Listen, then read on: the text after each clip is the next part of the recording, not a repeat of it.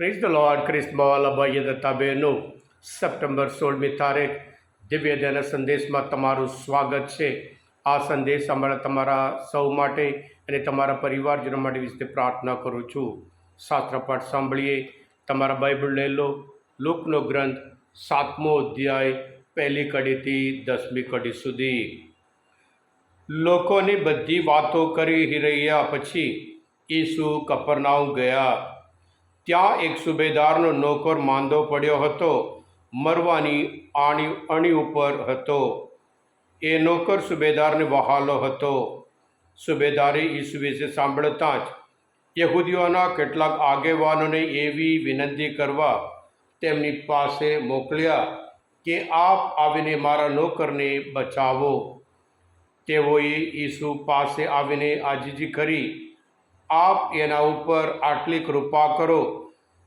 એને એ પાત્ર છે, કારણ એ આપણા લોકો ઉપર સદ્ભાવ રાખે છે.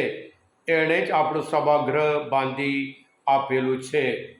એટલે ઈસુ તેઓની સાથે ગયા, પણ ઘરથી થોડે દૂર હતા ત્યાં સુબેદારે પોતાના મિત્રો મારફતે સંદેશો મોકલ્યો કે પ્રભુ, આપ તસ્તી ના લેશો. આપના પગલાં મારે ઘેર થાય એવા મારા પુણ્ય ક્યાંથી?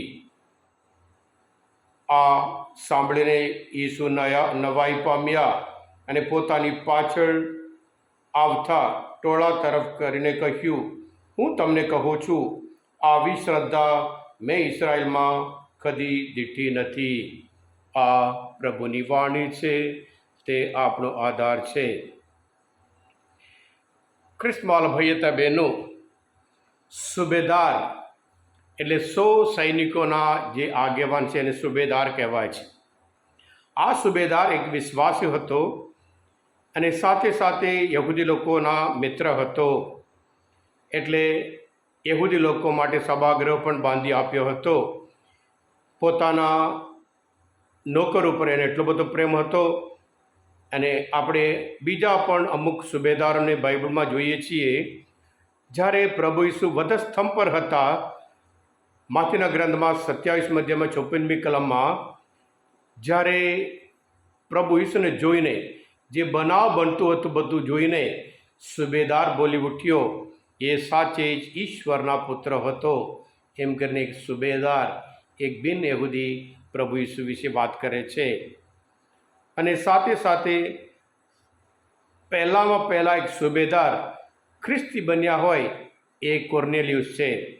એને આપણે જોઈએ છીએ પ્રેષિતોના ચરિત્રોમાં 10મો અધ્યાયમાં 22મી કલમમાં. અને સાથે સાથે યહૂદી લોકોના હાથમાંથી પૌલને બચાવ્યા હોય એ પણ એક સુબેદાર છે. નહીંતર એ લોકો એને મારી નાખ્યા હોત. પ્રેષિતોના ચરિત્રોમાં 27મા અધ્યાયમાં 17મી કલમમાં આપણે જોઈએ છીએ. પણ આ બધા સુબેદારોમાંથી એક શ્રેષ્ઠ સુબેદાર એ આજના શુભ સંદેશમાં આપણે જોઈએ છીએ. આ સુબેદારને પ્રભુ ઈસુ ઉપર વિશ્વાસ અને સાથે સાથે એમના શબ્દ ઉપર વિશ્વાસ છે. આ માણસ પણ આગેવાન હતો. એ પોતે કહે છે, હું એક જણને કહું જા, એ જાય છે.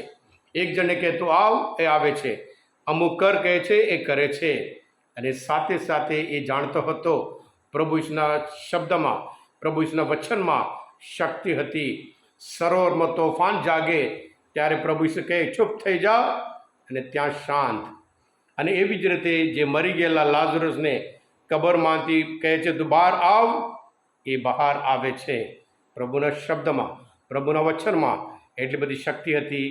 અને આ માણસ, આ સુબેદાર બિન યહૂદી પ્રભુ ઉપર, પ્રભુના વચન ઉપર વિશ્વાસ રાખતો હતો.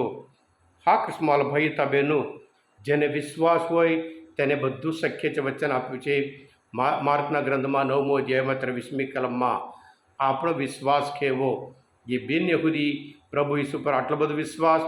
અને યહૂદી લોકો મસીહા મુક્તિદાતાની રાહ જોતા હતા. એમના જે શાસ્ત્રમાં લખેલું હતું એ પ્રમાણે બધું કરીને આવતા હતા.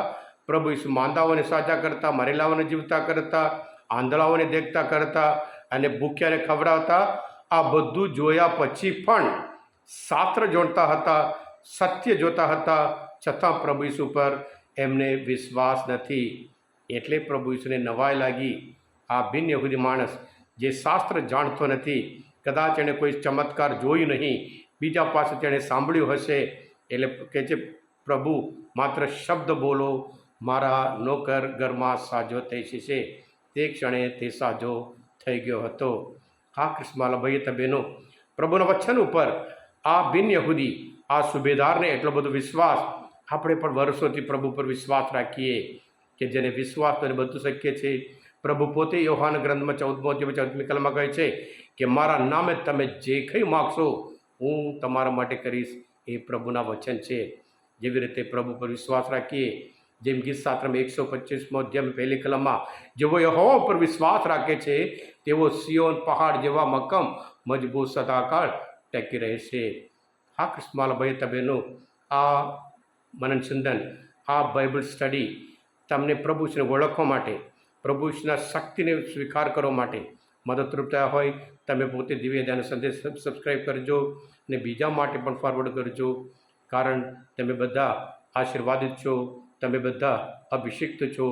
પ્રભુ ઈસુ, હું તમારામાં વિશ્વાસ રાખું છું. બોલો દિવ્ય ધ્યાનો જય.